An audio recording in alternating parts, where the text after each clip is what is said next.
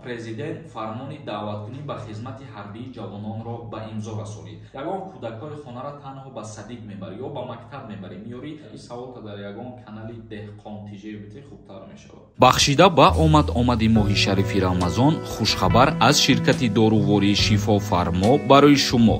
Фитобочка ва ҳиҷома кардан барои шумо ройгон, яъне бепул.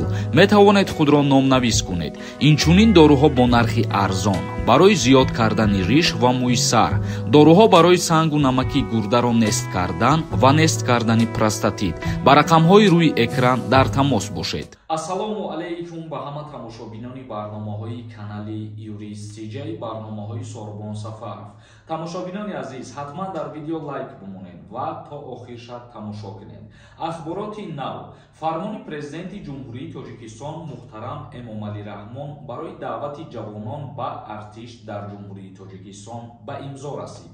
Сарбозоне ки муҳлати муқарраргардидаи хизмати ҳарбиро адо намуданд, моҳҳои апрел, май соли равон ба ҳайати эҳтиётӣ рухсат дода мешаванд. Моҳҳои апрел, май соли 2023 шаҳрвандони ҷинси марди то рӯзи даъват ба синни 18 расида ва калонтар ки ҳуқуқ ба таъхир андохтани муҳлати даъват ё озод будан аз даъват ба хизмати ҳарбиро надоранд, ба артиш даъват карда мешаванд. Фармонро дар ин бора раиси ҷумҳурии Тоҷикистон муҳтарам Эмомалӣ Раҳмон ба имзо расонид. Бар асоси ин фармон ба хизмати ҳарбӣ дар мавсими баҳорӣ шаҳрвандони солҳои таваллудашон 1996 то 2005 ба хизмат даъват карда мешаванд. Маврид ба зикр аст ки даъвати ҷавонон дар ҷумҳурии Тоҷикистон дар тирамоҳ, моҳҳои октябр, ноябр ва дар баҳор моҳҳои апрел, май амалӣ карда мешавад. Яъне ки дар ҷумҳурии Тоҷикистон президент фармони даъваткунӣ ба хизмати ҳарбии ҷавононро ба имзо расонид ва дар ин призифи баҳорӣ шаҳрвандони солҳои таваллуди 1996 то 2005 ба хизмат даъват карда мешаванд. Ва ногуфта намона, нафароне ки соли таваллудшон 1996 мебошад, аллакай 27 сола шидагӣ бошанд, аз даъват ба хизмат озод мебошанд ва солҳои таваллуди 2005 ки ҳоло 18 сола шидагӣ нестанд, аз даъват ба хизмат озод мебошанд.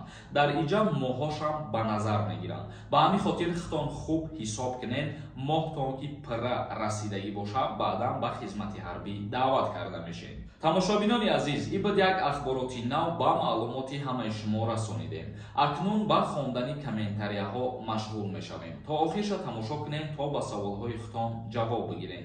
Дар ҳамиҷа як чиза ба ҳаматон тавсия метиҳам. Нафароне ки дар Москва ё Московский област қарор дорем, агар бихоҳем ки границаи Қазоқистона бигзарем, ин ҳами рақамҳое ки дар рӯи экран ҳаст, дар ҳамин рақамҳо занг бизанед, шуморо аз дари хонатон гирифта ба граница мебаранд ва худо хоҳад бо соқи саломат миёрандтон.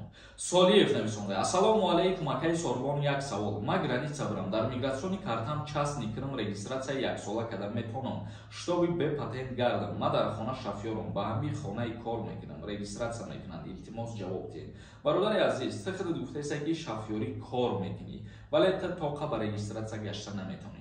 Ты дар ҳар куҷое ки кору фаъолият мекунӣ, дар дохили хона мисол мегирем, агар ягон кӯдакҳои хонара танҳо ба садик мебарӣ ё ба мактаб мебарӣ миёрӣ, аллакай ҳамирам кор кардан ба ҳисоб меравад ва ты бояд ҳатман патент дошта бошӣ. Як каси дигар нависонда: ассалому алайкум ака, қонуни нава гуфтем маҳдуд кардан. Ма граница бирам частни ё гости биём, чанқа вақт дорум истоданда? Пешакӣ раҳмат барои ҷавобатон. Ман нагуфтам ки маҳдуд кардиянд. Шумо хуб суханҳои моро гӯш кунед ва хуб бифаҳмед. Ман гуфтам ки ҳамихели қонун дар ояндаҳои наздик ба имзо мерасад ва дигар шаҳрвандони хориҷӣ ҳамчун гости гуфта 3 моҳа даромада наметавонанд. ҳозир мешавад ромада, оли қонун ба имзо расидагӣ нестад. Авезов нависонда: ассалому алайкум ака, чанд бор нависам, ответ надодӣ. Медонам ғайриқонуния, не ки ман 8 моҳ мешавам муҳоҷирам, документ надорам. Ба хости худо иншааллоҳ Тоҷикистон бирам, баъди 1 моҳ гашта биём документҳоро қоида бикунам, мешава ё ки не? Илтимос ҷавоб диҳед ака, пешакӣ раҳмат. Дар ҳолате ки ти 1 сол бедокумент гаштагӣ ва дар таможни аэропорт аз ти ягон ҳуҷҷат талаб накунанд, агар тира запрет на въезд намекунанд. Вале баъзе ҳолатҳое ҳастае ки дар таможни аэропорт вақте ки мигратсиони картара аз ту мегиранд, дар ҳамонҷо патент ва регистратсияам талаб мекунанд. Дар ин ҳолате ки пешниҳод кардан натонӣ, баъдан метавонанд ки тира запрет на въезд кунанд. Вобаста аз ҳолати аэропорт мебошад. шорух нависонда: ассалому алейкум, акаҷон мегуфтӣ шумо муҳлати депорта аниқ карда метонед ё ин ки не? бародарони азиз, нафарҳое ки мехоҳанд проверка кунанд ки депортатсияшон кушода шудагӣ ҳаст ё ин ки не, ё нафарҳое ки мехоҳанд патентҳои худшона проверка кунанд, инами рақамҳое ки дар экран ҳаст дар ватсапаш бинависен, проверка мекунад, 100% ҷавоби аниқтон метиҳад. Салоҳиддин нависонда: ассалому алейкум, ака ҳамин саволи мара ҷавоб медодем. ҳамин регистратсия меган патента 3 моҳа платит кунӣ, ба регистратсияи 3 моҳа мешавад. агар 3 моҳара платит накунӣ, фақат 1 моҳ дар дани база меса тамом. ҳаминам мефаҳмондем. ин гап дурӯғ ай. шумо регистратсияра бо тариқи посредник мекунед ва посредник аз ҳолати патенти шумо ҳеҷ вақт огоҳ шида наметавонад ва ҳеҷ вақт дар ягон ҷорам тоғрӣ намегирад ки та агар 1 моҳа пули патент пардохт кунӣ, регистратсияти 1 моҳ пас удалӣ мешавад. ин гап дурӯғ ай. Олимҷон нависонда: ассалому алейкум, ака патента 1 моҳа чекша натонистум спорида. Патент месӯзад ва ман аз нав патент карда метонам. бародари азиз, ман рақамҳои ватсапе ки пештар гуфтам дар ҳамун ватсап бинависон, проверка мекунанд ва ҷавобша ба ту мегӯянд ки сӯхтагия ё не. Абдулло нависонда: салом ака, шахсоне ки гражданини Русия ҳастанд, ба нафақа баромаданд, оё нафақа мегиранд ё ин ки не? Илтимос.